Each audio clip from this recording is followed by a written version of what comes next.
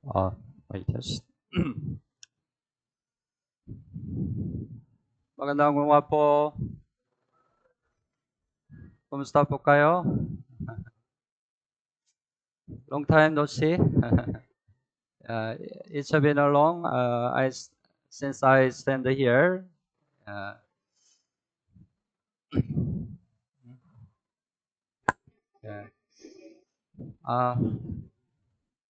Forgot. Happy Mother's Day din. Okay po. Anyway, last April I visited Korea. Noong nakarang April po ay bumisita ako sa Korea. And I returned April 30. At bumalik po ako noong April 30. This time I had a very busy schedule in Korea.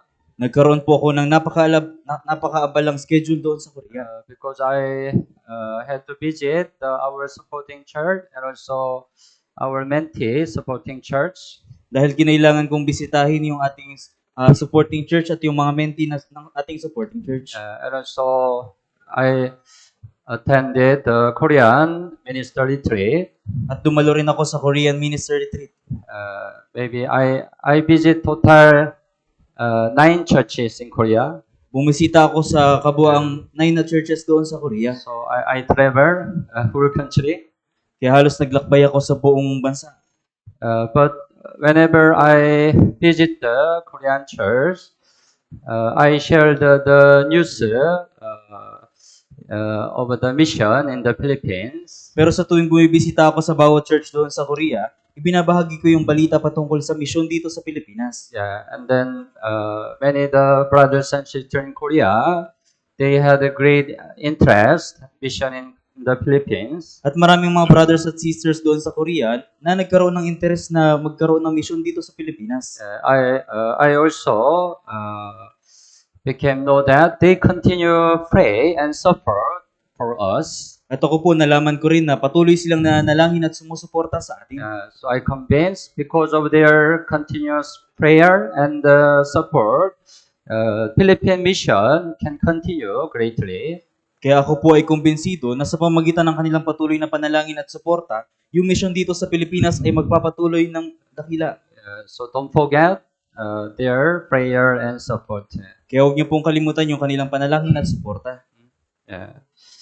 And also, as you know, through the 3 times, 3 batches summer retreat, this time also got a lot of many newly saved. At gaya po ng inyong nalaman, sa pamagitan ng 3 batch ng summer retreat, ipinagkaloob ng Diyos yung mga bagong naligtas.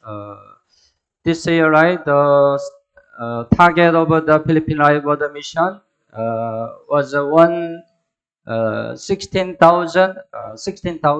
attendees. Gaya po ng inyong nalaman na yung layunin po, yung goal po ng Philippine Life World Mission sa Summer Retreat ay 16,000 na mga tumalo.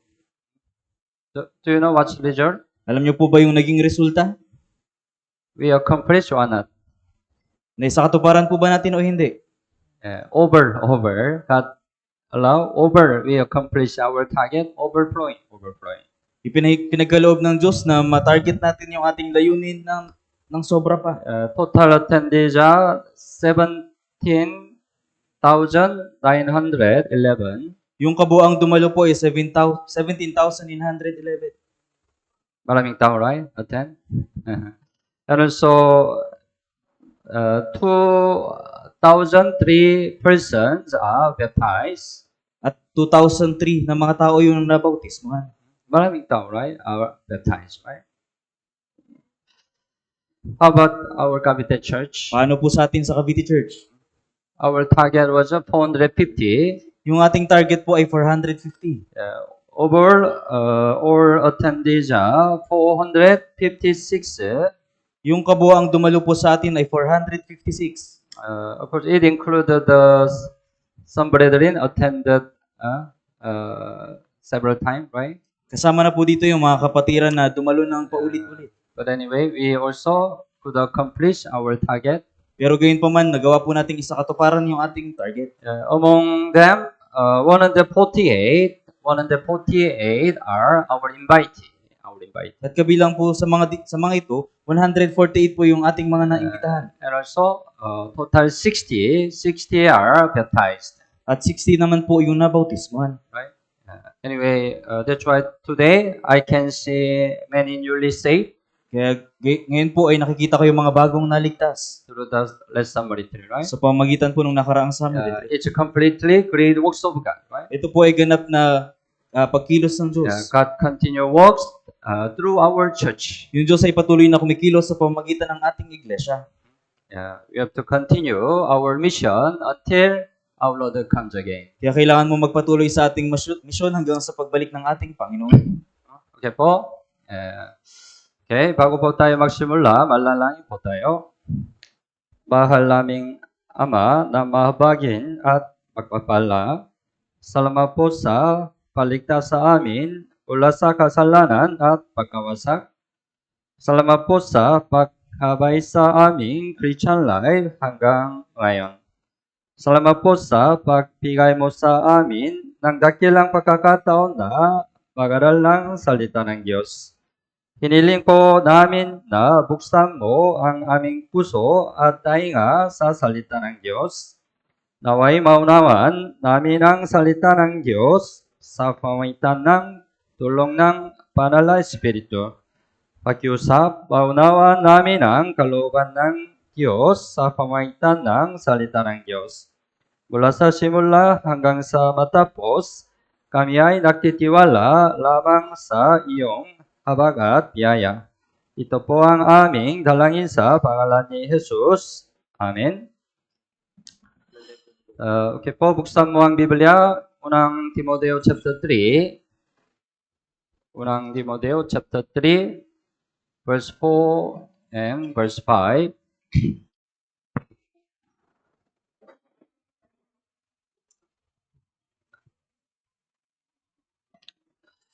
Unang Timoteo chapter 3 verse 4 and verse 5.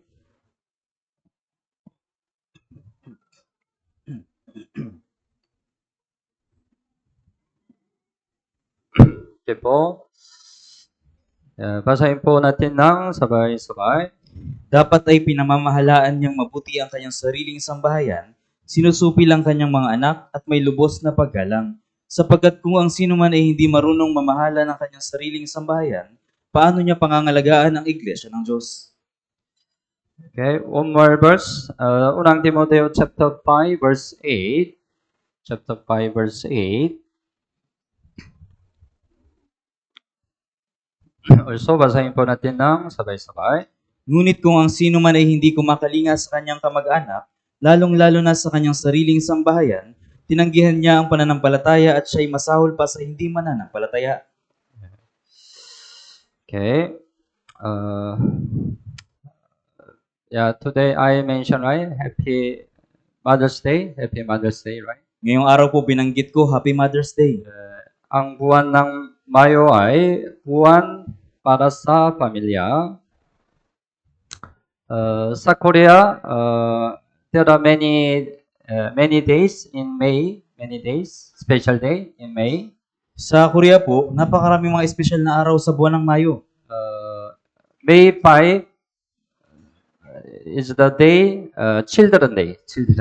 May 5 po ay araw ng mga bata. Korea has a Children Day also. Sa Korea po, merong Children's Day. And May 8 is Parents' Day. At May 8 po ay Parents' Day. Philippine, right? You have a Mother's Day, Father's Day, separate, right? Sa Pilipinas po, merong magkahiwalay na Mother's Day at Father's Day. Sa Korea, Parents' Day, isa. Pero sa Korea po, ay Parents' Day, pinag-isa. And also, May 15 is Teacher's Day. At May 15 po ay Teacher's Day. So we call May is buwan para sa pamilya. Buwan para sa pamilya. So today we think about the Christian family life. Kaya ngayong araw po ay pag-isipan natin yung buhay pamilya ng isang Kristiyano. Ang ating Christian life ay hindi lamang tungkol sa buhay iglesia. Sa loob ng pamilya, bawat isa ay may tungkulin at dapat maging tapat sa buhay pamilya.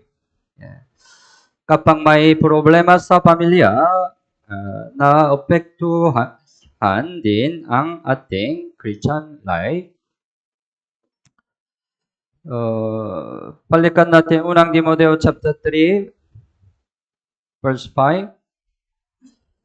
Verse 5, sapagkat kung ang sinuman ay hindi marunong mamahala ng kanyang sariling sambahayan, paano niya pangangalagaan ang iglesia ng Diyos? It means if we don't have a good family life, we cannot have a good Christian life in church. Ibig sabihin, kung wala tayong mabuting buhay pamilya, hindi tayo magkakaroon ng mabuting buhay Kristiyano sa loob ng church. Because of family life is greatly connected with the church life, Christian life. Dahil yung buhay pamilya ay may malaking kaugnayan sa buhay Kristiyano sa loob ng iglesia. Some people think, I just live a good Christian life in church. May ilang tao na nagsasabi na bubuhay ako ng mabuting buhay Kristiyano sa loob ng It's church. okay, I just some neglect our family life. Kaya okay lang, napabayaan ko yung buhay pamilya. Hindi tama, right? So, pag-isipan natin ang tungkol sa buhay pamilya ng isang Kristiyano. You have a position in your family, right? Meron kang katayuan sa iyong pamilya. First, right, you have a position as a wife or husband, Una, meron kang posisyon bilang asawang babae o asawang lalaki. or you have a position as a children or parents. O meron kang posisyon bilang anak o magulang. It's important. You need to keep your position in your family. Ito po ay mahalaga na mapanatili mo yung katayuan mo sa loob ng pamilya. First, let's think about the position of a wife and husband and wife. Una, pag-isipan po natin yung posisyon ng pagiging asawang babae at lalaki. Okay, buksan mo ang Biblia, Efeso chapter 5. Efeso chapter 5, 22. Efeso chapter 5, 22 hanggang 25. 22, 25. Basahin po natin ng sabay-sabay. Mga asawang babae, pasakop kayo sa inyong mga asawa, gaya ng pagpapasakop ninyo sa Panginoon. Sapagkat ang asawang lalaki ang ulo ng asawang babae, gaya ni Kristo na ulo ng iglesia, na siyang ang tagapagligtas ng katawan. Subalit kung paano ang iglesia ay nagpapasakop kay Kristo, gayon din ang mga asawang babae sa kanilang mga asawa sa lahat ng mga bagay. Mga asawang lalaki, mahalin ninyo ang inyong mga asawa, gaya ni Kristo na nagmahal sa iglesia, at ibinigay ang kanyang sarili alang-alang sa kanya. Okay. Una, pag-isipan natin ang position at tungkulin ng asawang babae sa loob ng pamilya. Verse 23, sapagkat ang asawang lalaki ang ulo ng asawang babae, kaya ni Kristo na ulo ng iglesia.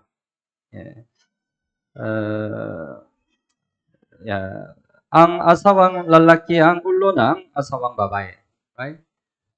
Ito ay ang position ng asawang babae sa loob ng pamilya. You mark here. Buksan mo ang Biblia. Unang Korinto chapter 11. Unang Korinto chapter 11.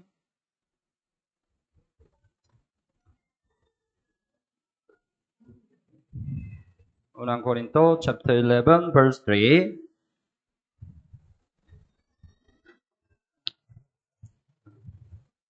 Meron pa to sa meron. Sure. Unang Korinto chapter 11:3, basahin po natin ng sabay-sabay. Subalit ibig kong malaman ninyo na ang ulo ng bawat lalaki ay si Kristo, at ang ulo ng babae ay ang lalaki, at ang ulo ni Kristo ay ang Diyos. Ang ulo ng bawat lalaki ay si Kristo. At ang ulo ng babae ay ang lalaki. At ang ulo ni Kristo ay ang Diyos. Yeah, it says about the order, right? Order. Sinasabi po dito yung order. Yeah, there is also order in the family. Meron din pong kaayusan sa pamilya. Yeah, so the wife, the position of the wife is under the husband. Yung katayuan po ng asawang babae ay nasa ilalim ng asawang lalaki. So, ang asawang babae ay nasa position ng paggalang at pagtalima sa kanyang asawa. Right? Balikan natin Ephesians chapter 5, 22. 22, mga asawang babae, pasakop kayo sa inyong mga asawa, kaya ng pagpapasakop ninyo sa Panginoon. Right? Yeah. But it doesn't mean, right, the man is superior to woman. Pero hindi ito nangangahulugan na yung asawang lalaki ay nakatataas na sa asawang babae. Man and woman, pareho, right? Sa harap ng Diyos, pareho. But it says about just the order in the family. Pero sinasabi lamang dito yung patungkol sa kaayusan ng pamilya. Because the husband is the image of Christ. Dahil yung asawang lalaki ay larawan ni Kristo. And the wife is the image of the church. At yung asawang babae ay larawan ng iglesia. You know, right? Church is a body of Christ. Nalaman niyo po na yung iglesia ay katawan ni Kristo. And Christ is the head of a church. At si Kristo yung ulo ng iglesia. So it says the order, right? Kaya sinasabi dito yung kaayusan. Ang ganitong kaayusan ay inilapan na sa Eden kay Adan at Eva.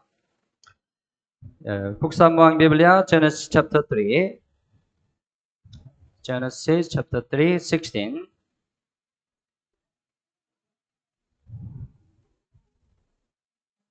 Chapter 3, 16. Yan po, chapter 3, 16. Basahin po natin ng sabay-sabay. Sinabi niya sa babae, pararamihin ko ang paghihirap mo sa iyong paglilihi. Manganganak kang may paghihirap, ngunit ang iyong pagnanais ay para sa iyong asawa at siya ang mamumuno sa iyo. As you know, right, in the Garden of Eden, Eva. Yeah, she ate the fruit of the knowledge of good and evil. She ate, right? Gaya po ng inyong nalalaman, doon sa halamanan ng Eden, kinain ni Eva yung bunga ng pagkakilala ng mabuti at masama. That's why God allowed this situation, right? Kaya pinahintulot ng Diyos yung ganitong sitwasyon. So, pararamihin ko ang paghihirap mo sa iyong paglilihi. Manganganak kang may paghihirap, right? That's why woman, right, suffer difficulty to deliver the child, right? Kaya yung mga kababaihan ay nagdurusan ng kahirapan sa panganganak. Unit ang iyong pangnanais ay para sa iyong asawa at siya ang mamumuno sa iyo, right? God already set this order in the Garden of Eden, right? Itinakda na ng Diyos yung kaayusang ito doon sa halamanan ng Eden. Sa Biblia, may halimbawa, si Sarah, asawa ni Abraham, si Sarah ay naglingkod kay Abraham at tinawag siyang Panginoon. Buksan mo ang Biblia, unang Pedro chapter 3. Unang Pedro chapter 3. Unang Pedro chapter 3, verse 5 and 6. Verse 5 and 6. Okay po. Basahin po natin ng sabay-sabay. Sapagkat ng unang panahon ay ganito ginayakan ng mga banal na babae na umaasa sa Diyos ang kanilang sarili at sila'y nagpasakop sa kanilang mga asawa tulad ng pagsunod ni Sarah kay Abraham na kanyang tinawag na Panginoon. At kayo ngayon ay mga anak niya kung gumagawa kayo ng mabuti at hindi kayo natatakot sa anumang pananakot. ay mga banal na babae. Right? Mga banal na babae. Sino sila? Mga banal na babae na umasa sa Diyos ang kanilang sarili at sila'y nagpasakop sa kanilang mga asawa. Ito ay mga banal na babae. Right? So, wife, when you obey to husband, you can be really beautiful before the Lord. Kaya mga asawang babae, kung kayo ay susunod sa inyong mga asawang lalaki, kayo ay magiging maganda sa harapan ng Diyos. Verse 6, tulad ng pagsunod ni Sarah kay Abraham. Right? Ni Sarah kay Abraham na kanyang tinawag na Panginoon. Tinawag na Panginoon. Even Sarah, right, called her husband, Abraham, Panginoon. Right? Maging si Sarah, tinawag niya yung kanyang asawang si Abraham na Panginoon. Yeah, she obeyed to her husband. Right? Sumunod siya sa kanyang asawang lalaki. Siyempre, hindi madali para sa asawang babae ang magpasakop sa kanyang asawa. Tama po ba? Hindi madali. Tama? Yeah. Maybe in the Philippines, mas mahirap. Because minsan, wife is stronger than husband. Sa Pilipinas po, mahirap dahil yung mga kababaihan ay mas malakas pa kaysa sa lalaki. Mas mahirap. Pero, anong sinabi ng Biblia? Yeah, you have to obey, right? Kailangan mo sumunod. Kahit na ang asawa ay hindi matuwid, kailangan pa ring magkaroon ng pusong handang magpasakop. Kahit na ang asawa ay hindi matuwid. Ngunit, pagdating sa mga bagay na spiritual, hindi dapat magkompromiso. Ibig sabihin nito, as a wife, you have to obey to your husband. Right? Bilang asawang babae, kailangan mo sumunod sa iyong asawang lalaki. But you need to obey to your husband in the Lord. Pero kailangan mo sumunod sa iyong asawang lalaki sa Panginoon. Halimbawa, your husband doesn't want you go to church. Halimbawa, yung asawang lalaki mo ayaw na pumunta ka sa church. Your husband doesn't want you live your Christian life. Ayaw ng asawang lalaki mo na mabuhay ka sa iyong buhay Kristiyano. Then should we obey to husband? Ikaw po ba ay talagang sumusunod sa iyong asawa? We have to follow? Kailangan mo bang sumunod? Hindi, right? For the faith, for the Christian life, we cannot obey to husband. Para sa pananampalataya, para sa buhay Kristiyano, hindi tayo dapat sumunod sa We have to asawang obey lalaki. to the Lord first, right? Kailangan muna natin sumunod sa Panginoon. But except the faith problem, spiritual problem, we need to try to obey to the husband. Pero maliban sa problema sa pananampalataya at sa buhay Kristiyano, kailangan natin sumunod sa asawang lalaki. At ano ang tungkulin ng asawang babae? Ano ang tungkulin ng asawang babae sa pamilya? Ginawa ng Diyos si Eva bilang ang katuwang ni Adan. Buksan mo ang Biblia, Genesis chapter 2.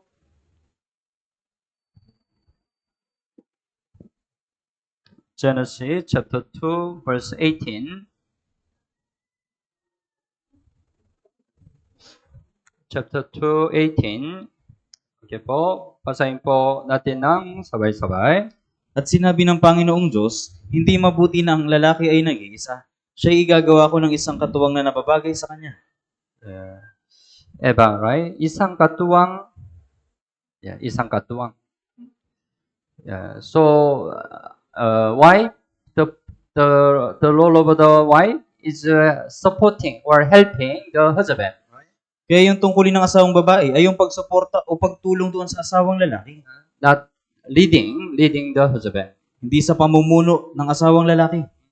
So, that's the principle God made between husband and wife. Yun yung prinsipyo na ginawa ng Diyos sa pagitan ng asawang lalaki at babae. That's why, here meron husband, right? Without wife, maybe you will have many difficulty problem, right? Dito po may mga asawang lalaki, marahil kung wala yung asawang babae, magkakaroon kayo ng maraming kahirapan at problema. Yeah, tama. Yeah. I also say if without my wife, I cannot continue my ministry. Ako rin po, kung wala yung asawa ko, hindi ko maipagpapatuloy yung aking Because paglilingkod. she helps me, I can continue my ministry. At dahil tinutulungan niya ako, nagagawa ko maipagpatuloy yung aking paglilingkod. Ayon sa turo ng Biblia, ang mga kababaihan ay tinawag na maging mainahon at maayos sa pagtitipon ng iglesia. Unang Timoteo chapter 2, buksan mo ang Biblia. Unang Timoteo chapter 2, 11 and 12, 11 and 12. Unang Timoteo chapter 2, 11 and 12.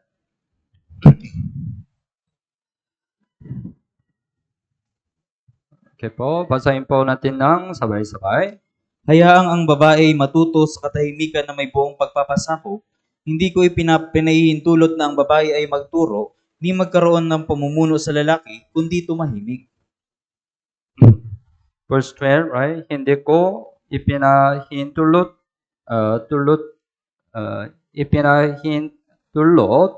na ang babae ay magturo, ni magkaroon ng pamumuno sa lalaki, kundi tumahimik.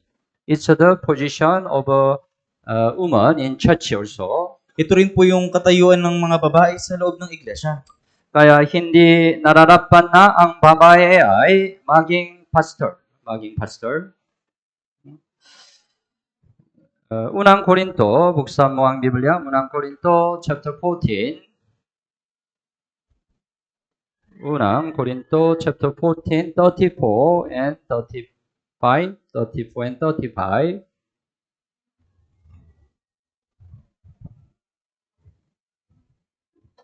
Also, basahin po natin ng sabay-sabay.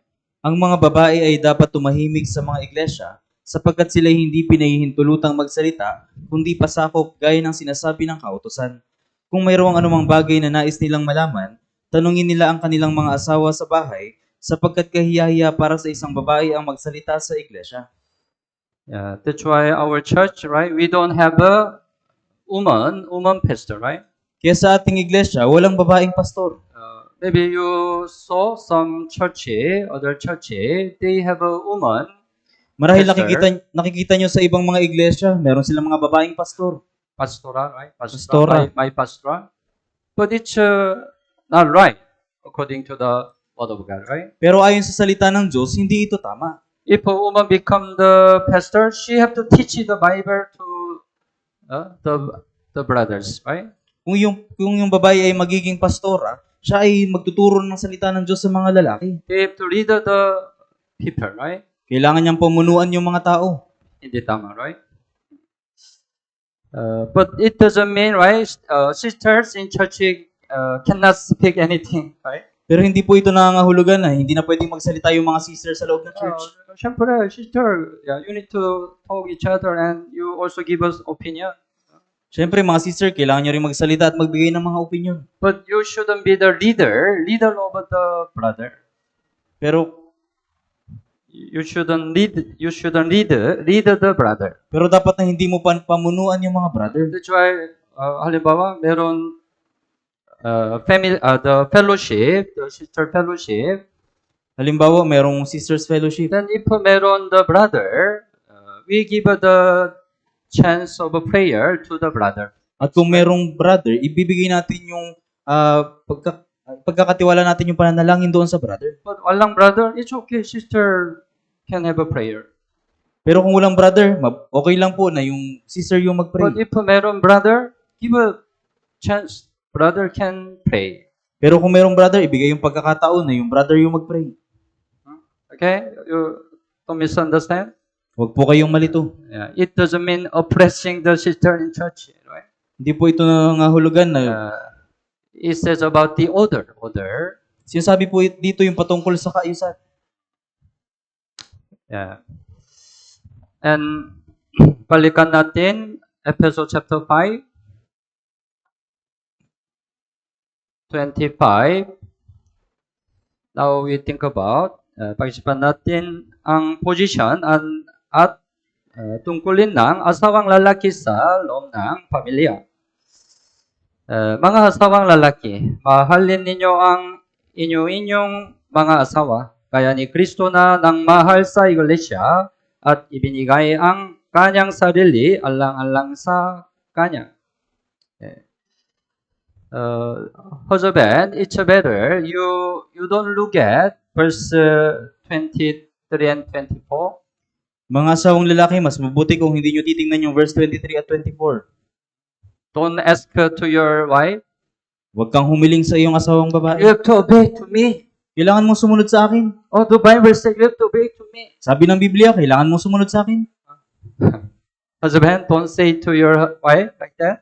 Mga asawang lalaki, huwag niyo pong sabihin yung ganito sa inyong asawa. Don't look at 23 and 4. Huwag niyo na pong tingnan yung 23 at 24. Husband, just to look at 25 lang. Mga asawang lalaki, tingnan niyo po yung verse 25. You focus on 25 lang. Magtuon po kayo sa verse 25 lang. It's more important. Ito po yung mas mahalaga. When you really love your wife, like Jesus Christ loved his church, you can request to your wife, obey to me. Kung mamahalin niyo ang inyong mga asawa na gaya ng pagmamahal ni Kristo sa iglesia, maaari kayong humiling sa inyong asawang babae na sundin kayo. Huh? Naintindihan? Husband? But you need to have this heart. Mga asawang lalaki, mahalin ninyo ang inyong mga asawa. Kaya ni Kristo na nang mahal sa iglesia. Hanggang kailan? Ibinigay ang kanyang sarili alang-alang sa kanya. Yeah. Husband, it's a requirement, husband, right? You have to sacrifice your life for wife. Mga asawang lalaki, ito po yung kinakailangan. Kahit na isakripisyo niyo inyong sarili para sa inyong asawang babae. Dahil mas malupok ang babae, dapat siyang ingatan at protektahan ng higit. Okay po, buksan mo ang Biblia, unang Pedro chapter 3, 7. Unang Pedro chapter 3, 7.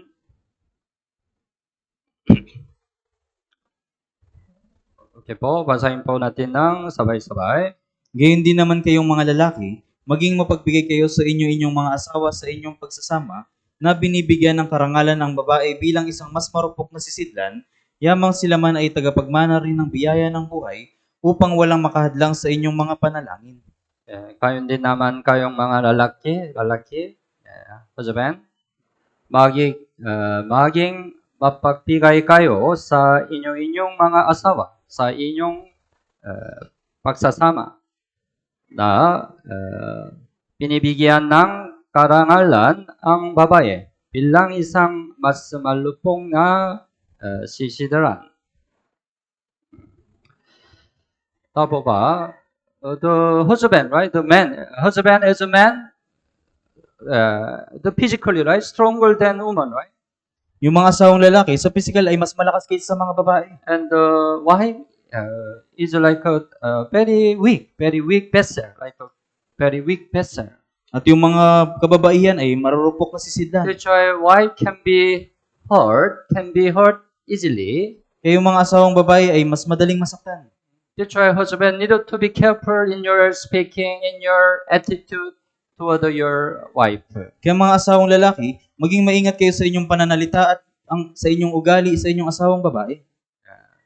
You shouldn't hurt your wife. Dapat na hindi mo saktan ng iyong asawang babae. Because she is a weaker vessel. Dahil siya ay marupok na sisidlan. At may pananagutan ng asawang lalaki na protektahan ng kanyang asawa. That's the role of the husband.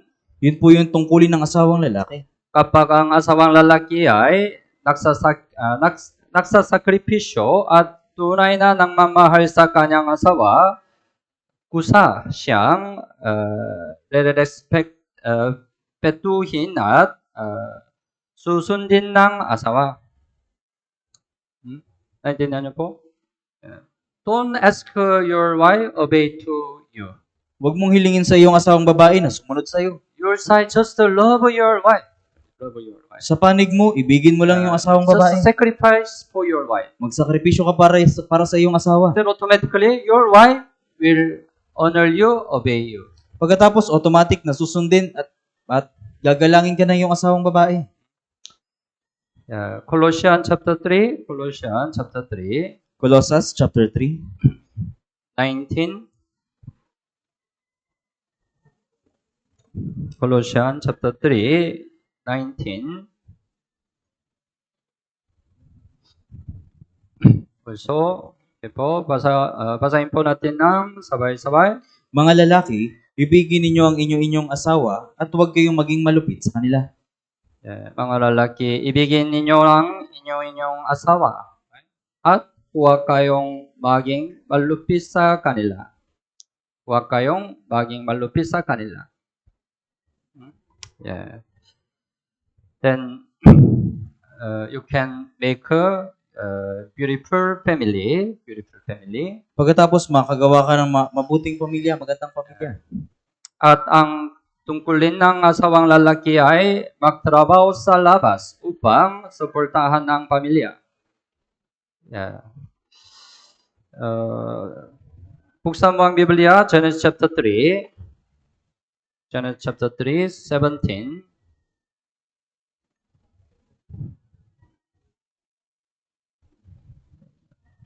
Genesis chapter 3, 17. Okay po, basahin po natin ng sabay-sabay. At kay Adan ay kanyang sinabi, sapagkat nakinig ka sa tinig ng iyong asawa, at kumain ka ng bunga ng punong kahoy na aking iniutos sa iyo na huwag kang kakain iyon, sumpain ang lupa dahil sa iyo. Kakain ka mula sa kanya sa pamagitan ng iyong mabigat na paggawa sa lahat ng mga araw ng iyong buhay. We learn right while ago, right? The woman suffer difficulty to deliver child, right? Kanina na pag-aralan natin na yung mga kababaihan ay dumaranas ng kahirapan sa panganak. But the man, right, needed to do work. Needed to do work. Pero yung mga kalalakihan, kailangang magtrabaho. Kakainin ka mula sa kanya sa pamagitan ng inyong mabigat na paggawa sa lahat ng mga araw ng inyong buhay. So as the husband, right, you have to do work outside to support your family. Kaya bilang asawang lalaki, kailangan mong magtrabaho sa labas para suportahan ang iyong pamilya. May pananagutang financial ang asawang lalaki sa loob ng pamilya.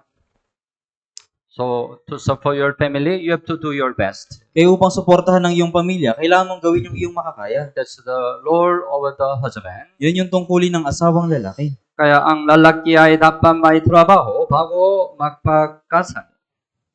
Bago magpagkasal. Kaikan 24, Kaikan 24, 27.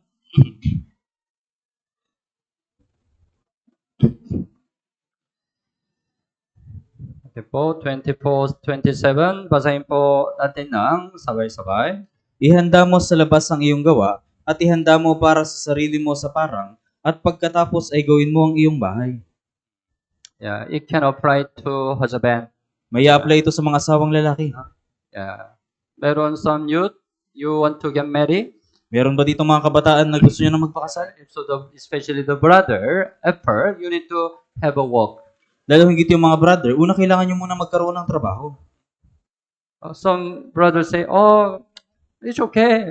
We love each other, no problem. Walang trabaho. May mga brother na nagsasabi, mahal naman namin yung isa't isa, kaya okay lang kahit walang trabaho. Okay na? Hindi okay. Maraming problema mangyari. Right? First, you need to have a work by trabaho. Una, kailangan mo muna magkaroon ng trabaho. Okay po, brother? After then, come to me.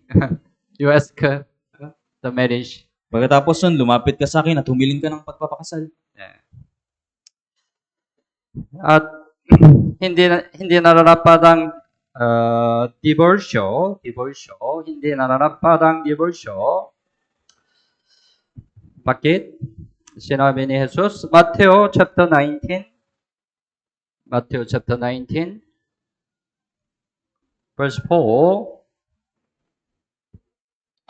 verse 4 hanggang 6, Ito po, verse 4 hanggang 6, Matthew chapter 19. Basahin po natin ng sabay-sabay. Ngunit siya'y sumagot at sinabi, hindi ba ninyo nabasa na ang lumikha sa kanila buhat sa pasimula ay nilikha silang lalaki at babae? At kanyang sinabi, dahil dito, iiwan ng lalaki ang kanyang ama at ina at makikisama sa kanyang asawa at ang dalawa ay magiging isang laman. Kaya hindi na sila dalawa, kundi isang laman. Ang pinagsama nga ng Diyos ay huwag papaghiwalayin ng tao. Verse 6, ang pinagsama nga ng Diyos ay huwag papaghiwalayin ng tao. Right? When you get married, you have to remember that God joined together. Kapag ikaw ay kinasal, kailangan mong tandaan na kayo ay pinagsama ng Diyos. God joined together. That's why your side, you shouldn't have a separation. Kayo ay pinagsama ng Diyos, kaya sa panig mo, dapat na hindi kayo maghiwalay. Whatever situation happen, right? Yeah. You shouldn't separate. Ano mang sitwasyon yung mangyari, dapat na hindi kayo maghiwalay. So, when you have the wedding ceremony, right? Maybe you declare, right? I will not separate until the end. Kapag may kasalang ginaganap, sinasabi mo na hindi ko siya hiwalayin hanggang sa huli. Tapo ba? You did, right? That's why your side, you shouldn't separate. Kaya sa panig nyo, kailangan na hindi kayo maghiwalay. Pero tanging sa kaso lamang ng pakikiapid, maaaring paintulutan ang diborsyo. Matthew chapter 19, verse 9. 19 verse 9, basahin po natin ng sabay-sabay. At sinasabi ko sa inyo, sino mang ihiwalay ang kanyang asawang babae, maliban sa pakikapit ang dahilan at mag-asawa ng iba, ay nagkakasala ng pangangalo niya. At ang mag-asawa sa babaeng inihiwalay ay nagkakasala ng pangangalo niya. Sino man ihiwalay ang kanyang asawang babae, maliban sa pakikapit ang dahilan. It's the only reason you can separate. Ito yung tanging dahilan, nag-iisang dahilan para sa paghihiwalay. To accept that, you have to keep your position. Pero maliban dito, kailangan mong panatilihin yung posisyon mo. Especially save the Christian, you have to obey to the word of God. Lalong sa mga ligtas na Kristyano, kailangan yung sumunod sa salita ng Diyos. But if you can forgive, even meron kasalanan, ito, it's better you don't separate still. Pero kung kaya mo magpatawad kahit na meron siyang ganitong kasalanan, wag niyo pa rin gawin yung paghihiwalay.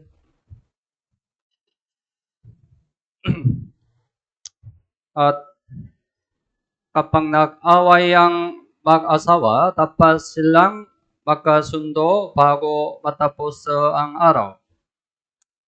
Ephesians chapter 4, 26 and 27, 26 and 7, basahin po natin ng sabay-sabay. Magalit kayo, ngunit huwag magkasala. Huwag hayaang lubugan ng araw ang inyong galit, at huwag bigyan ng pagkakataon ang dyablo. Magalit kayo, minsan, right? Why? Fight each other, right? Minsan yung mag-asawa ay nag-aaway. May galit, right?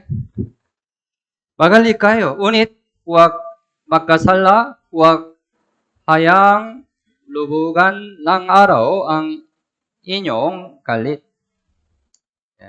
Don't let the anger continue until next day. Huwag niyong hayaan na magpatuloy yung galit hanggang sa sunod na araw. Kapag hindi agad magkasundo, magkakaroon ng pagkakataon ng diabolo na kumilos. Right? 27, huwag bigyan ng pagkakataon ng diablo. Right? Unang Korinto chapter 7, verse 5.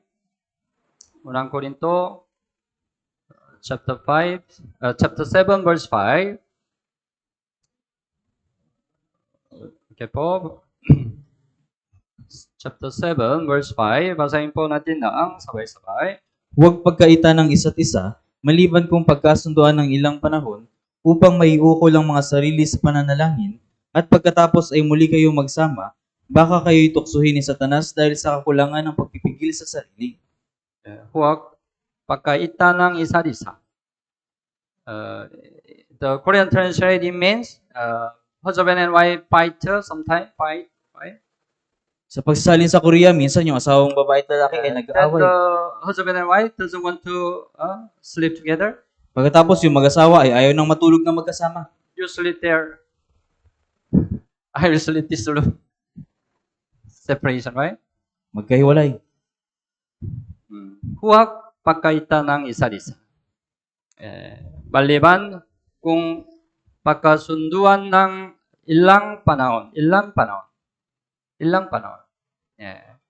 Upang may ukol ang mga sarili sa pananalangin. Right? When you have a great anger, it's better. You have a separation for a while to reduce your anger. Kung meron kayong matinding galit, mas mabuti na panandali kang maghiwalay para mabawasan yung galit. But you need to try to reconcile as soon as possible. Pero kailangan yung subukan na magkasundo sa lalong madaling panahon. If not, Satan works. Dahil kung hindi, si Satanas sa ikikilos. It greatly affects your Christian life. Ito ay matinding makaka-apekto sa iyong buhay Kristiyano. Let's suppose you have a fighting with your husband or wife. Ipagpalagay natin na meron kang pagtatalo sa iyong asawa. You have anger in your heart. Meron kang galit sa iyong puso. Do you want to come to church? Gugustuhin bang pumunta sa church? Maybe you don't want to come to church, right? Marahil ayaw mong pumunta sa church. Even though you come to church, you mahirap. Puso, right? They try reconcile first. Kaya makipagkasundo muna. Yeah, so it's important. Yeah, the relation husband and wife. Kaya ito po yung mahalaga, yung relasyon sa pagitan ng asawang lalaki at babae. Okay, balikan natin Efeso chapter 6. Chapter 6, verse 1 hanggang 4. Okay po, basahin po natin ng sabay-sabay.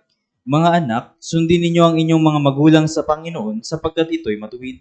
Igalang mo ang iyong ama at ina, ito ang unang utos na may pangako, upang maging mabuti ang inyong kalagayan at ikaw ay mabuhay ng matagal sa ibabaw ng lupa.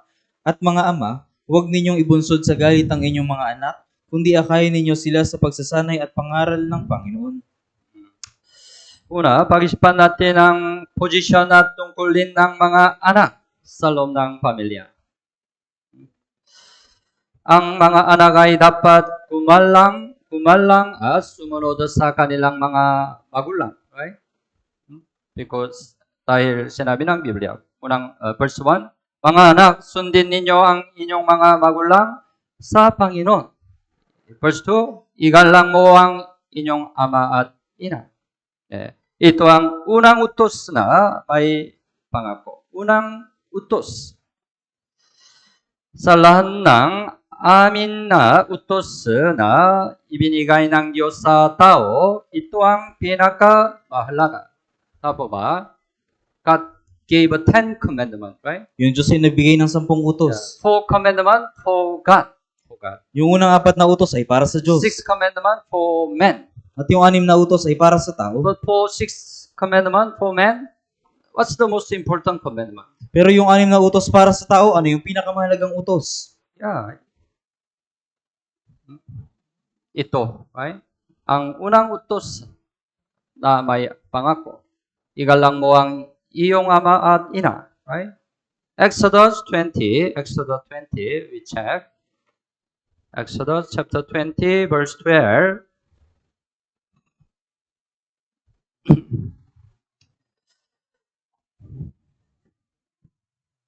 Okay po, chapter 20 verse 12, basahin po natin ng sabay-sabay. Igalang mo ang iyong ama at ang iyong ina, upang ang iyong mga araw ay humaba sa lupaing ibinibigay sa iyo ng Panginoon mong Diyos. Right? Exodus chapter 20 mention 10 commandments, right? Sa Exodus chapter 20 po binanggit yung 10 utos. Ano ang pinakamahalagang utos? Verse 12, right? Igalang mo ang iyong ama at ang iyong ina. Ang paggalang sa mga magulang ay daan ng pagpapala. At ang pagsunod sa mga magulang ay nakalulugod sa Panginoon. Colossians chapter 3. Colossus chapter 3. Buksan mo ang Biblia. Colossians chapter 3, verse 20. Okay po, chapter 3, 20. Colossians chapter 3, 20.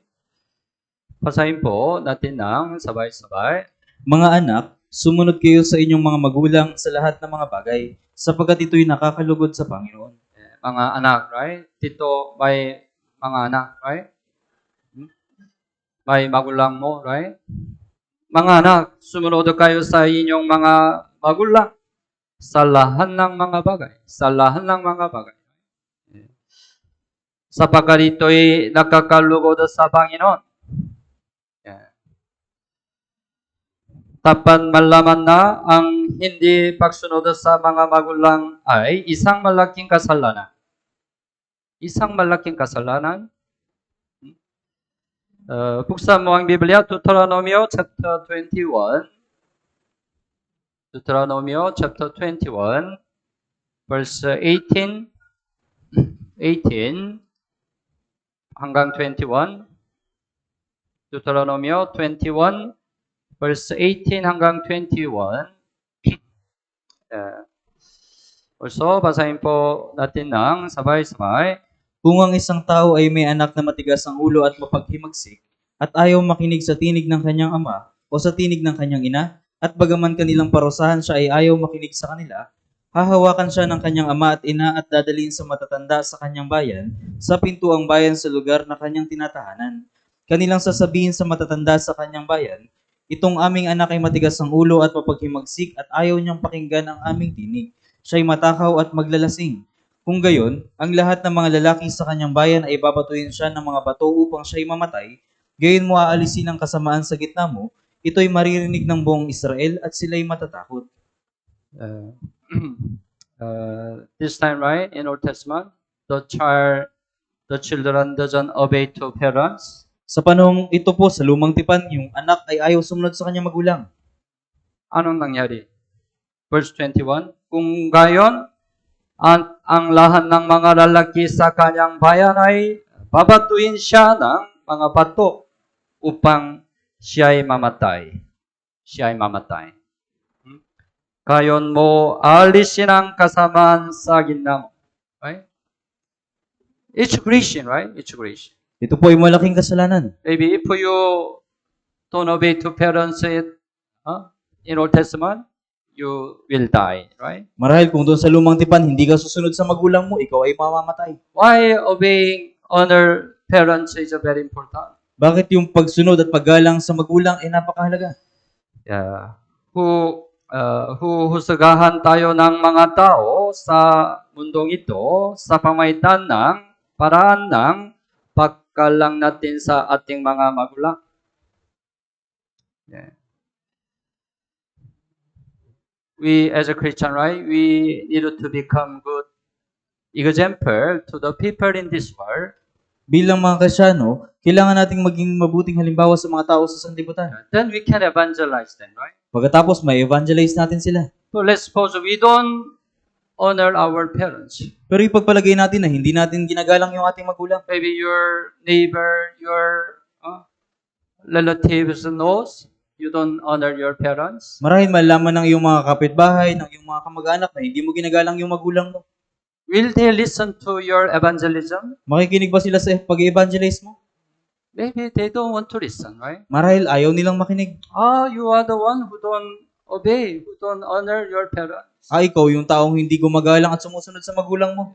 Our evangelism, our preaching will not have any power, right? Yung ating evangelism at yung ating pangaral ay mawawalan ng kapangyarihan. even the Bible mention very strong word. Kaikan chapter 30. Kaikan chapter 30, verse 17.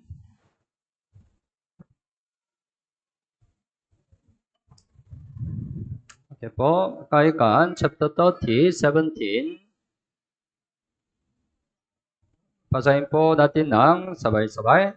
Ang mata na tumutuya sa kanyang ama at tumahamak ng pagsunod sa kanyang ina ay tutukain ng mga uwak sa libis at kakainin ng mga buwitre. It's very fearful, right? It means the Bible consider its creation. Ibig sabihin, tinuturing ito ng Biblia na napakalaking kasalanan. Ang taong hindi gumagalang sa kanyang mga magulang ay hindi kailanman makakagalang sa Diyos. Tama ba?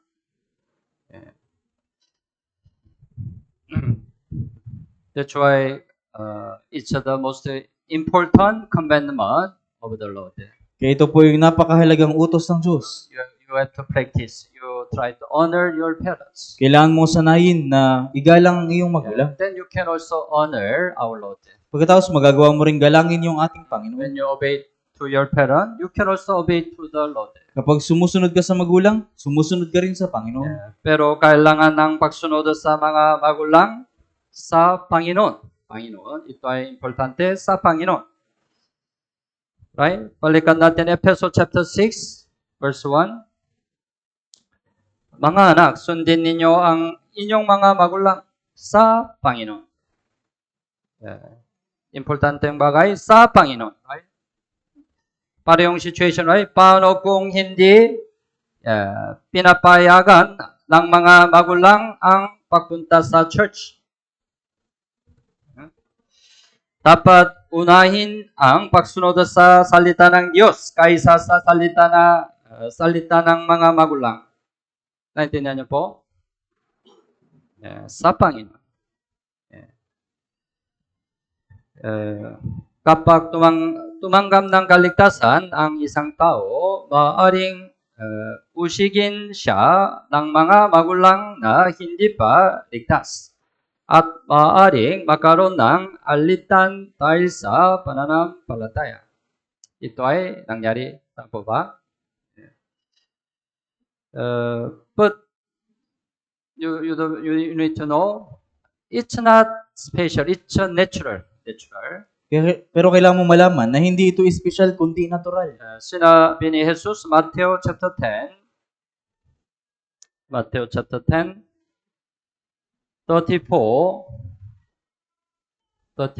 hanggang 37. Matthew chapter 10, 34 hanggang 37. Also, basahin po natin ng sabay-sabay. Huwag ninyong isiping pumarito ako upang magdala ng kapayapaan sa lupa. Hindi ako pumarito upang magdala ng kapayapaan, kundi ng tabak.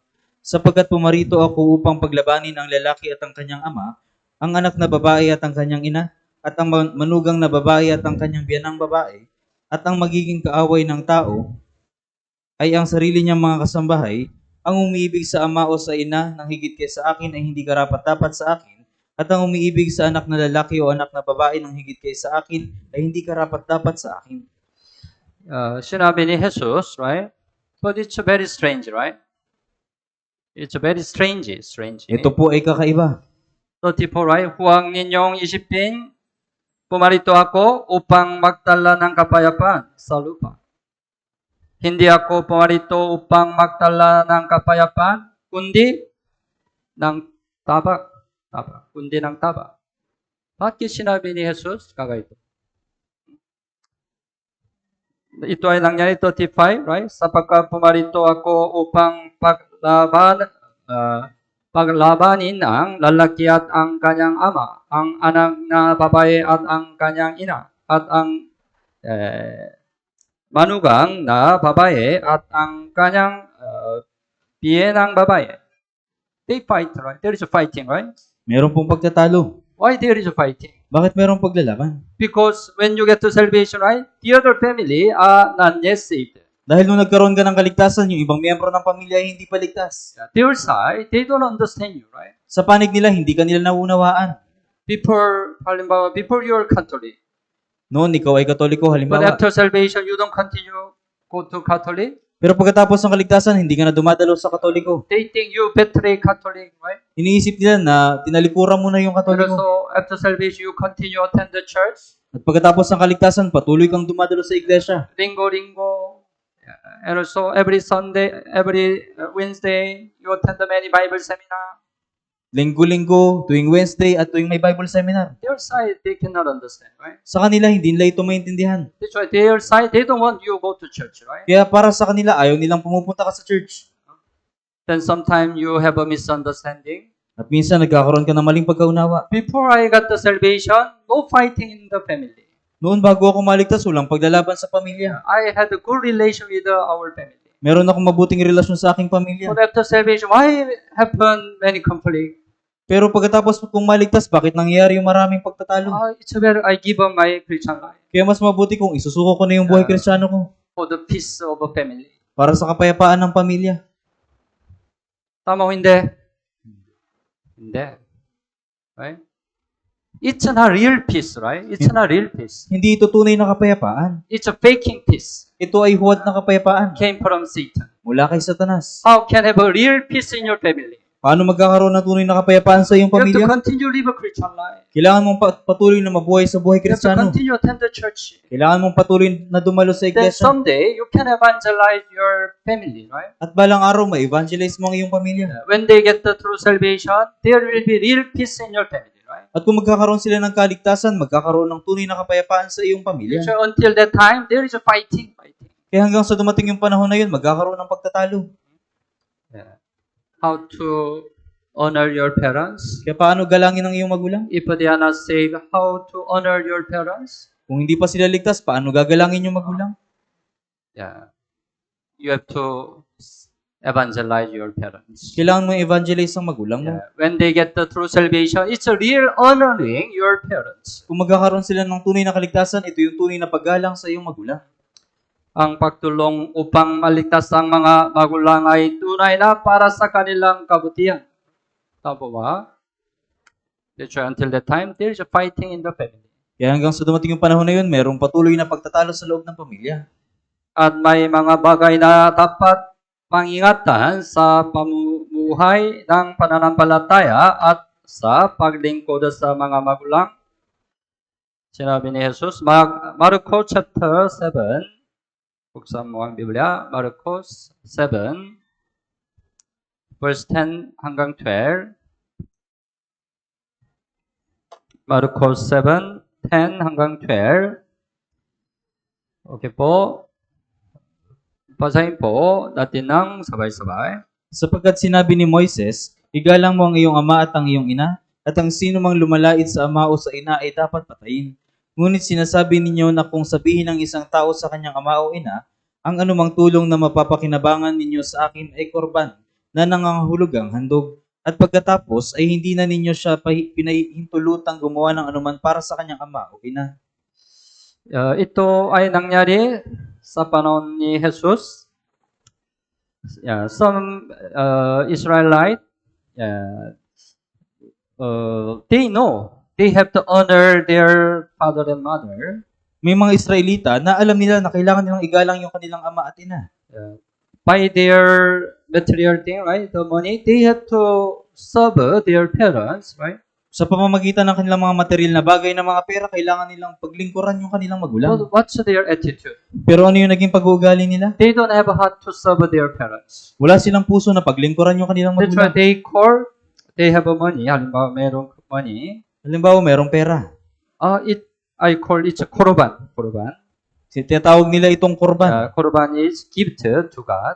Yung korban, ito po yung handog sa Diyos. I set aside this for gift to God. Itinatabi ko ito bilang handog sa Diyos. That's why, no problem. I don't serve parents. Kaya walang problema kung hindi ko susuportahan yung Because magulang ko. I set aside this for gift to God. Dahil itinatabi ko ito para gawing handog sa Panginoon. Tama o hindi? Hindi. Sinabi ni Jesus. Minsan, ito ay nangyari sa ating church. Sometimes you are very busy in church, right? Minsan nangyayari po ito sa ating church, minsan abala ka sa church. Yeah. Then you say, oh, it's okay because I am so busy in church. Pagkatapos sinasabi mo na, okay lang, abala Even abala though ako sa church. I don't serve parents. Kahit na hindi ako maglingkod sa magulang. Even though I don't help my parents. Kahit na hindi ko tulungan yung magulang ko. Because I'm so busy in church. Dahil abala ako sa church. Hindi tama. Hindi tama. Even though you are busy in church, you have to still serve your parents. Kahit na abala ka sa church, kailangan mo pa rin paglingkuran ng iyong magulang. Especially youth among youth. You have to help your parents in the household. Dahil higit sa mga kabataan, kailangan yung tulungan yung magulang nyo sa bahay. Minsan, even you don't clean your room. Minsan, di mo nililinis yung kwarto mo. I'm busy in church. Abala ako sa church. I have a many ministry. Marami akong paglilingkod. It's okay. That's why always your mother clean your room. Kaya yung magulang mo yung lagi nililinis ng kwarto mo. Hindi tama? Clean your room by yourself. Linisin mo ng sarili mo yung kwarto mo. Even help cleaning your house to help your mother. Tulungan mo rin yung nanay mo na linisin yung buong bahay. Okay po? Yeah. Balikan natin Mateo, the episode chapter 6. Chapter 6 verse 4.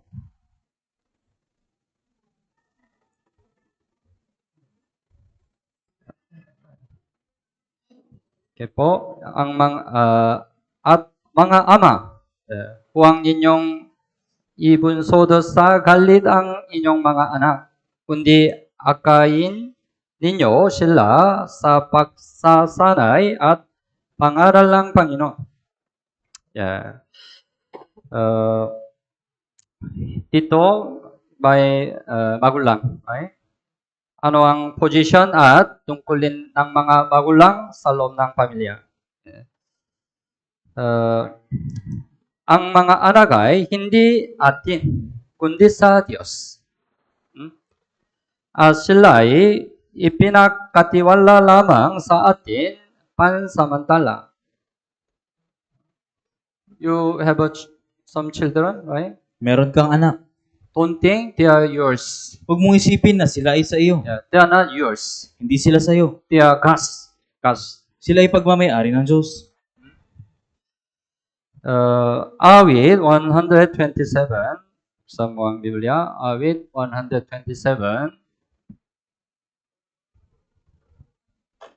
verse 3 hanggang 5. Awit 127, 3 hanggang 5, basahin po natin ng sabay-sabay. Narito, ang mga anak ay pamanang sa Panginoon nagmula, ang bunga ng sinapupunan ay isang gantimpala. Gaya ng mga palaso sa kamay ng mandirigma, ay ang mga anak sa panahon ng pagkabata. Maligaya ang lalaki na ang kanyang lalagyan ng pana ay puno ng mga iyon. Siya'y hindi mapapahiya kapag siya'y nakipag-usap sa kanyang mga kaaway sa pintuang bayan. Verse 3, ang mga anak ay pamanang sa Panginoon nagmula. Right? At ang bunga ng sinapupunan ay isang gantimpala. Isang gantimpala ang mga anak. Dapat nating palakihin ng maayos ang mga anak na ipinakatiwala sa atin at ibalik sila sa Diyos. Ibalik sila sa Diyos. Una, dapat nating akayin ng mga bata upang tumanggap ng kaligtasan.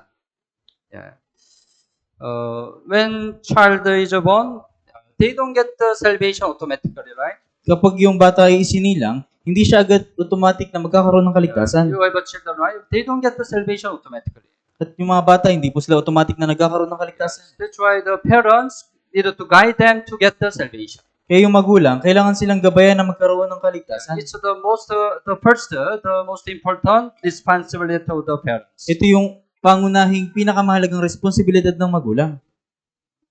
예. Pagkatapos, dapat tulungan ng mga bata na lumago ng maayos sa pananampalataya. 예. Kung ganon, iyon ang nagiging gantimpala natin. Gantimpala natin. Okay po? So the child itself is not our the reward. Child itself is not our reward. Kaya yung bata mismo ay hindi yung ating gantimpala. When your child get the salvation and grow in the faith, they can be real our reward. Kapag yung anak mo ay naligtas at nagpatuloy sa lumago sa pananampalataya, ito yung ating tunay na gantimpala. Kaya dapat nating turuan at disiplinahin ng maayos ang mga anak na ipinakatiwala sa atin. Kaya sinabi ng Biblia, kay Proverb 22, Kawikaan, chapter 22. 22 verse 6, Kawikaan 22 verse 6,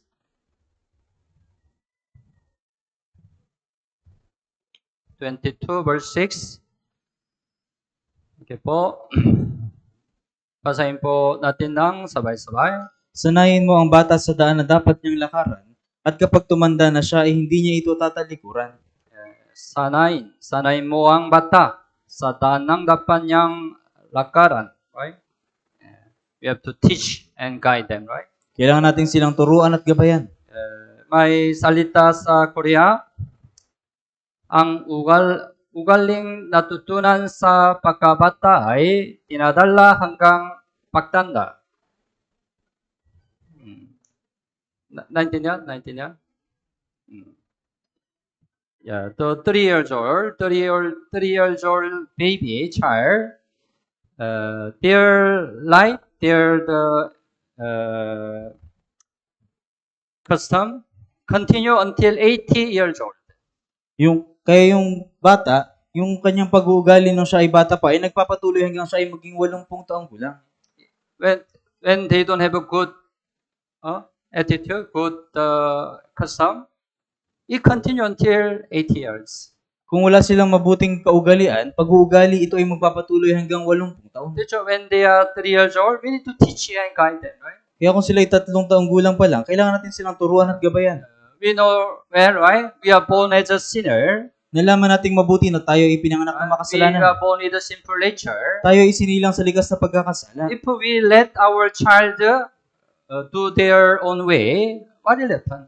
Kung hahayaan natin yung ating anak na gawin yung sarili nilang paraan, ano yung mangyayari? If we don't guide and teach them, what will happen to them? Kung hindi natin sila gagabayan at tuturuan, anong mangyayari sa kanila? They will follow their own sinful nature, right? Susundin nila yung kanilang sariling likas sa pagkakasala. That's why, as a parent, we have to teach them, guide them. Kaya bilang mga magulang, kailangan natin silang turuan at gabayan. Kawikaan 22, 15. Also, basahin po natin ng sabay-sabay. Nakabalot sa puso ng bata ang kahangalan, ngunit inilalayo ito sa kanya ng pamalo ng pagsaway. Kailangan ng pamalo ng pagsaway. Kailangan madisiplina ang bata. Kawikaan 13. So the Kawikaan mentioned a lot of times. We have to teach the child. Sa kawikaan po, binanggit na maraming beses na kailangan nating turuan yung ating anak. Minsan kailangan discipline. Minsan kailangan ng disiplina. Kawikaan 13:24, basahin po natin ng sabay-sabay. Ang hindi gumagamit ng pamalo ay napopuot sa anak niya, ngunit ang umiibig sa kanya ay matyagang tumidisiplina. Ang hindi gumagamit ng pamalo ay napopo sa anak niya. Ngunit ang umibig sa kanya ay matiyagang tumidisiplina. Right? Yeah, why the parent discipline their children? Bakit dinidisiplina ng magulang yung kanyang anak? Because parents love their children, right? Dahil iniibig ng magulang yung kanyang anak. They want to correct their mistake, their sin, right? Nais nilang itama yung kanyang pagkakamali at kasalanan. But you don't discipline child, it means you don't love your children, right? Pero hindi mo dinidisiplina yung anak mo, ibig sabihin hindi mo mahal yung anak mo. If you really love children, you have to discipline them.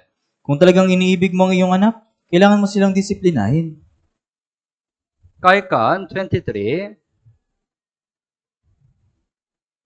23 verse 13 and 14. 13 and 14. Kaikan 23, 13 and 14. Okay po, basahin po natin ng sabay-sabay. Huwag mong ipagkait sa bata ang saway. Kung hampasin mo siya ng pamalo, siya'y hindi mamamatay. Kung siya'y hampasin mo ng pamalo, mula sa Sheol ang kanyang kaluluwa'y ililigtas mo. 13, right? Huwag mong ipagkait sa bata ang saway. Kung hampasin mo siya ng pamalo, siya ay hindi mamamatay. Hindi mamamatay.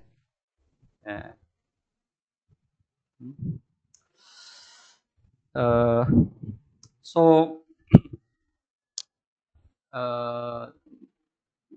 especially when our children are still young, we need to discipline correctly. Lalong higit, kung yung ating mga anak ay bata pa, kailangan natin silang disiplinahin ng tama. Of course, the tradition of the Philippines, I know, tradition of Philippines is does not discipline children. Yung tradisyon, yung nakaugalian sa Pilipinas ay hindi dinidisiplina yung anak. Tama? But Korea, the tradition of Korea, we discipline children. Pero yung tradisyon sa Korea, dinidisiplina namin yung mga bata. So we use small rod to discipline children. Gumagamit Rod. Like a stick, the rod. gumagamit kami ng pamalo. Yung alam mo ba, rod? Walang rod. Alam mo ba? The wood, small wood. Maliit na kahoy. This kind of wood. We have a we hold on the word. We hold on the word. So when the child have a mistake, don't obey, we discipline. Kapag yung anak ay hindi sumunod, dinidisiplina namin. But maybe as I know, some difficulty in the Philippines to hit child by law. Minsan sa Pilipinas, nahihirapan sila na paluin yung mga bata ng pamalo. Maybe the government not allow. Marahil hindi pinapahintulot ng gobyerno. I'm not sure it's it against the law. Di ako sigurado kung ito ay laban sa batas. If it is not against the law, it's a biblical. Kung hindi ito laban sa batas, ito ay biblikal. It's a helper to train, to teach your children. Ito ay makakatulong upang sanayin at turuan ng mga anak. I give idea, just you try to understand. Nagbibigay lang po ako ng ideya, kaya subukan po intindihin. But it apply to young bata. Pero ito po ay may apply sa mga bata. Before high school, under high school. Bago sa ilalim ng high school. But already over high school, it cannot apply. Pero sa mga nasa high school na, hindi na ito may apply. To correct them through the salita. Kailangan mo silang itama sa pamamagitan ng salita. Child, kailangan. Pero sa mga kabataan, so sometimes, right, they don't obey, they don't follow you, right? Minsan hindi sila sumusunod sa iyo. Then, you need to explain. What's your mistake? Pagkatapos, kailangan mong ipaliwanag kung ano yung naging pagkakamali. But it's a different. Sometimes you have anger when your child don't follow you, don't obey you. Pero ito po yung may pagkakaiba na minsan nagagalit ka kapag hindi ka sinunod ng anak mo. It's not good. You discipline your child with anger. Hindi mabuti na didisiplinahin mo yung anak mo ng may galit. You have to discipline your child with love. Kailangan mong disiplinahin yung anak mo na may And pag-ibig. you have to explain what's your mistake. At kailangan mong ipaliwanag kung ano yung kanya naging pagkakamali. You make a promise. At magkaroon kayo ng kasunduan. When you don't follow, you don't obey, you will have halimbawa, 5 times, you will receive 5 times loading. Magkaroon kayo ng kasunduan. Halimbawa, hindi ka susunod, papaluin kita ng 5 beses. You already promised, right? Yeah. That's why they accept. Kaya tatanggapin nila. Yeah. Then you hit. That's you need to hit medyo strong. Feel pain. Yung mararamdaman yung sakit. Yeah. Then they learn. They learn. Pagkatapos sila ay matututo. Next time I will obey. I will not do like this. Susunod na ako. Di ko na ito gagawin. But maybe they will repeat again, right? Pero marahil uulitin nila ito ulit. If you repeat again, edit the more 5 times. Kung uulit ka ulit, madadagdagan ito ng 5 You promise. palo. Yeah. The next time again, 10 times. Of course, the parents, my heart is painful. Siyempre, masakit ito sa puso ng magulang. Because I have to hit my loved one. Dahil kailangan kong paluin yung minamahal ko. But I do because I love my son, my Pero children. ginagawa ko ito dahil iniibig ko yung aking anak. I also hit my children many times. Pinalo ko na rin po yung aking anak ng maraming beses. Of course, they cry. Siyempre, umiiyak sila. Father, I'm sorry. I'm sorry. Next time, I will not do like that. Sa sunod, di ko na po ito ulit gagawin. But next time, again. Pero sa sunod ulit, gagawin ulit. Yeah. Next time, just warning, they don't do, look at the Lord. Right? Then they don't do. Pagkatapos, sa sunod, titingnan nila yung pamalo at sila ay matatakot. Right? They will not die, right? They will not die. Sinabi ng Biblia, right? Hindi sila mamamatay, sinabi po ng Biblia. Hindi dapat pabayaan ng maingay ang mga bata sa oras ng salita at fellowship. You need to take care. Guide them. Yeah. Anyway, if you have the young bata, yeah, you need to teach them and discipline them. Then they will go right way. Kung meron kang bata, kailangan mo silang turuan at gabayan sa tamang landas. Yeah. Pero ang pinakamahalagang bagay ay dapat turuan ng mga bata ng salita ng Diyos. Buksan mo ang Biblia, Deuteronomy chapter 6.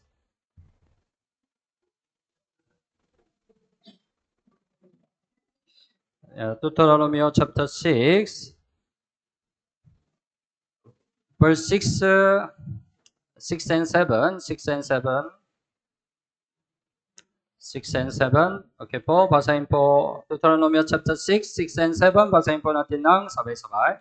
Ang mga salitang ito na aking iniutos sa iyo sa araw na ito ay ilalagay mo sa iyong puso at iyong ituturo ng buong sikap sa iyong mga anak at iyong sasabihin sa kanila kapag ikaw ay nakaupo sa iyong bahay, kapag ikaw ay lumalakad sa daan, at kapag ikaw ay nahihiga, at kapag ikaw ay bumabangon. Verse 7, right? At iyong ituturo ng buong sikap, right? Buong sikap sa iyong mga anak, right? Buong sikap. Sa Biblia, may halimbawa, si Timoteo ay natutong sumampalataya at natutunan ng kasulatan mula sa kanyang ina. Buksan mo ang Biblia, ikalawang Timoteo chapter 1. Ikalawang Timoteo chapter 1, verse 5.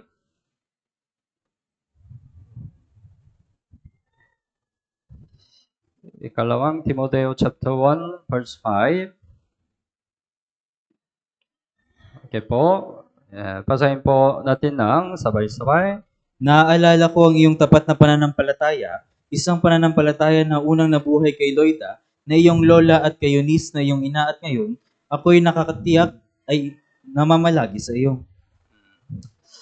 Yeah, so Timothy, right? He got the salvation. He had a faith, right? Si Timoteo ay nagkaroon ng kaligtasan at siya ay may pananampalataya. But his faith came from his mother. His mother, right? Pero yung kanyang pananampalataya ay nagmula sa kanyang ina. When Timothy was a young, mother taught the Bible to him, right? Nung si Timoteo ay nasa kabataan, tinuro ng kanyang ina yung Biblia. Especially mother has more time with the children, right? Lalong higit yung nanay ay may mas maraming oras sa That's kanyang why anak. mother needed to teach children Kaya yung nanay kailangan niyang turuan yung kanyang anak. the Bible, right? Of course, our church we have a church school, right? Siyempre sa ating church po, meron tayong church school. We have a church school teacher. Meron tayong mga church school teachers. Of course, they teach our children the Bible. Siyempre tinuturo nila sa inyong mga anak yung Biblia. But don't think it's enough. Pero huwag niyong isipin na sapat na ito. More importantly, you have to teach your children in your house, your family. Yung mas mahalagang bagay po, kailangan niyo rin turuan yung inyong mga anak sa inyong bahay. Because they learn through their parents. Dahil sila ay natututo sa pamagitan ng kanilang magulang. Kaya mahalaga na ang mga pamilyang naligtas ay magkaroon ng fellowship sa kanilang tahanan. Some family have saved the people in your family, right? Sa inyong pamilya, merong mga ligtas na tao. Then you can have a fellowship in your family also, Pagkatapos, pwede rin kayo magkaroon ng fellowship sa inyong bahay. right? Our church, right? We have a many kind of fellowship. Sa church natin, marami tayong uri ng fellowship. One saved family is also like a small church.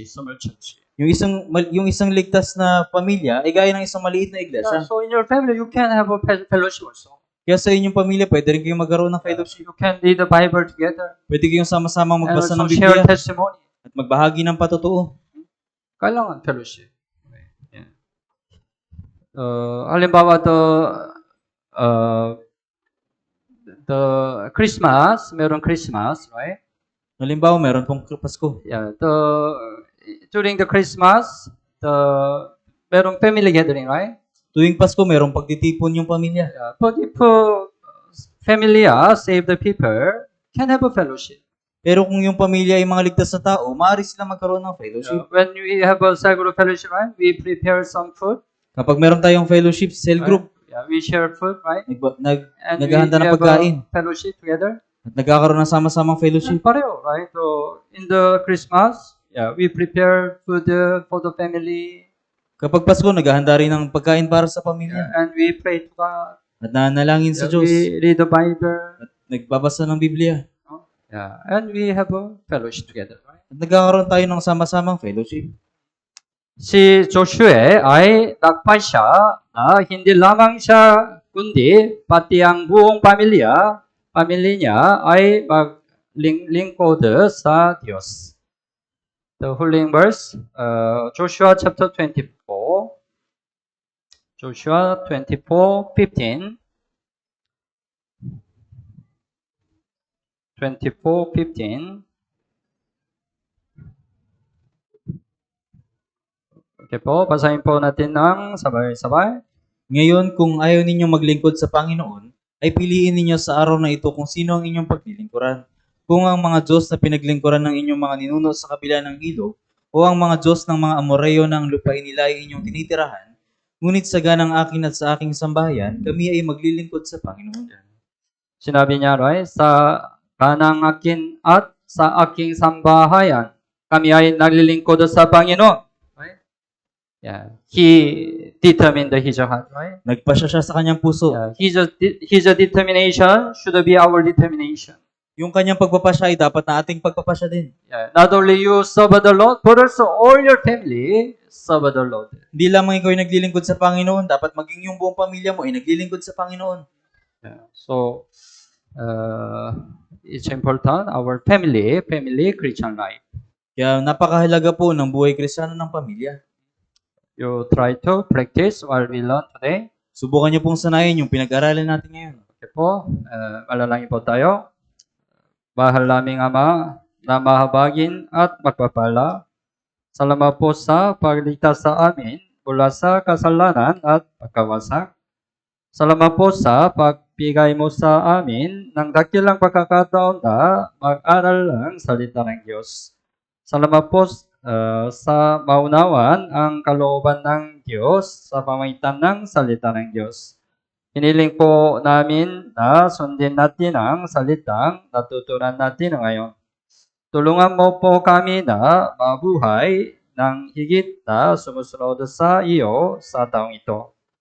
Magsisimula ang Grand Bible Seminar sa Mayo 18.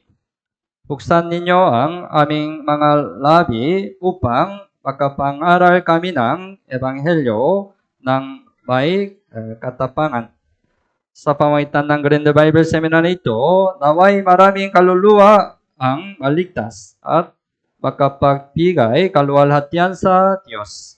Ito po ang aming dalangin sa pangalan ni Jesus. Amen.